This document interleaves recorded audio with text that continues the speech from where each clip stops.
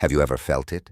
That suffocating chill that creeps up your neck at night, convincing you there's something watching. Most of us shrug it off. But what if the feeling isn't just a product of your imagination?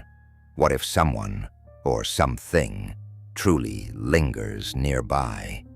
Tonight, we unlock a terrifying chronicle that will make those goosebumps feel all too real. Welcome to the Nightside Archive. Settle in, but keep the lights on. Tonight's story is called The Lurking Shadow Beneath the Bed. It was on a quiet, uneventful night, just like any other in her suburban neighborhood, that Sarah first noticed it. She was a high school sophomore, practical and grounded, never prone to wild imagination. Her family's home was what most would call typical.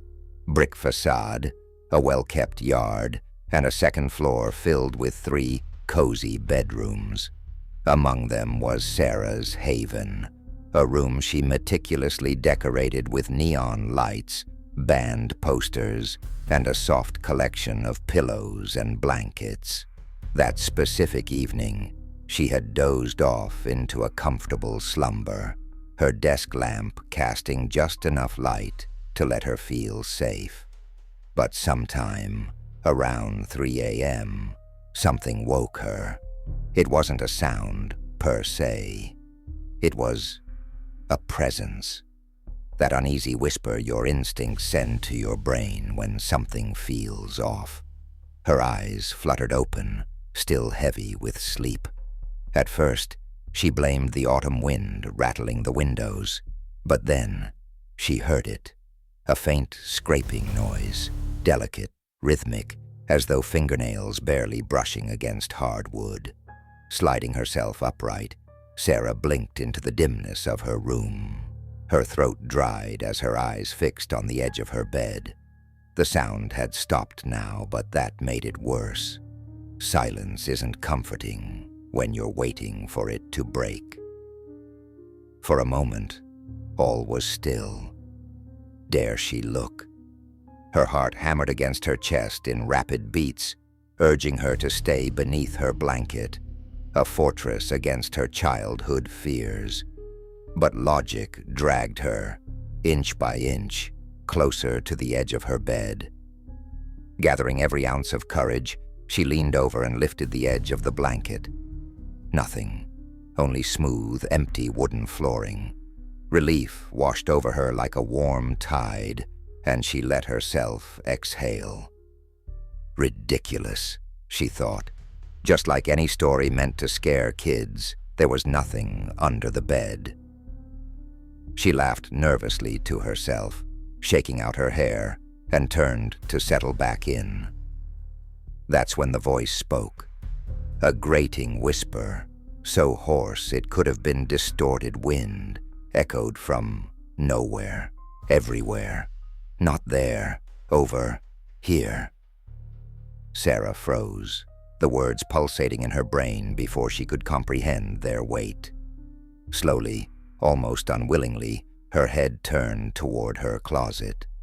The door sat ajar, and within its shadowed crack, something gleamed, 2 pinpoint reflections of light, as though 2 tiny suns were setting deep within the closet's depths.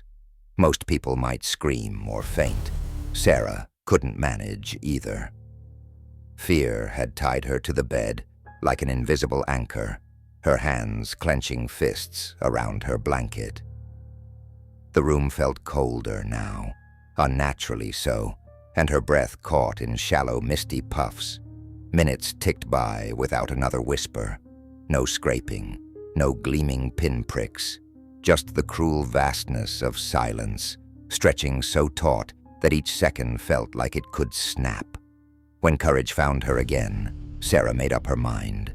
Her fingers closed around her phone, and with trembling hands, she switched on the flashlight. Bright, radiant beams cut across her room, splintering the creeping shadows. She braved a concentrated swipe over the closet's darkness. Nothing unusual, just her clothes, shoes, a forgotten pile of textbooks. There was no unseeing, chilling monster with gleaming eyes watching her.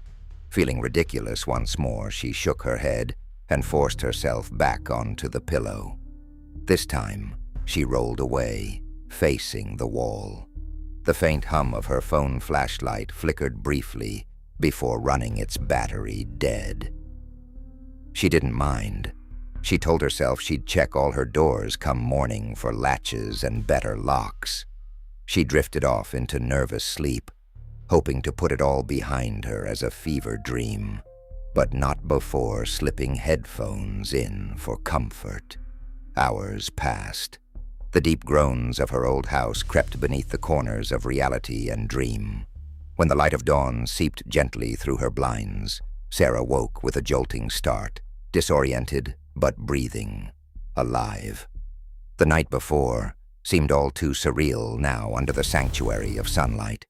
A story she'd mentally misplace into oblivion if possible. She stretched, and then stopped, mid-motion. Her fingers had brushed across something on her bedsheet's edge. Cold, sticky, and undeniably real. Heart leaping into her throat, Sarah threw off the covers. Scattered along her mattress and the wooden planks of her floor were long scratches. They weren't mere marks of wear and tear, but deliberate, paralleling rows of angry gouges carved into her bed frame's underside. Freckled intermittently between splinters was something between black and red, crusted in uneven patterns as though someone, or something, had gnawed, clawed, and waited patiently for her. And then came the note. Hastily smeared in something viscous, it sat crumpled neatly in the corner, far from her bed, but too deliberate to dismiss as coincidence. Two chilling words greeted her reluctant sigh as though whispered anew, "Next time." The house was never the same for Sarah after that night.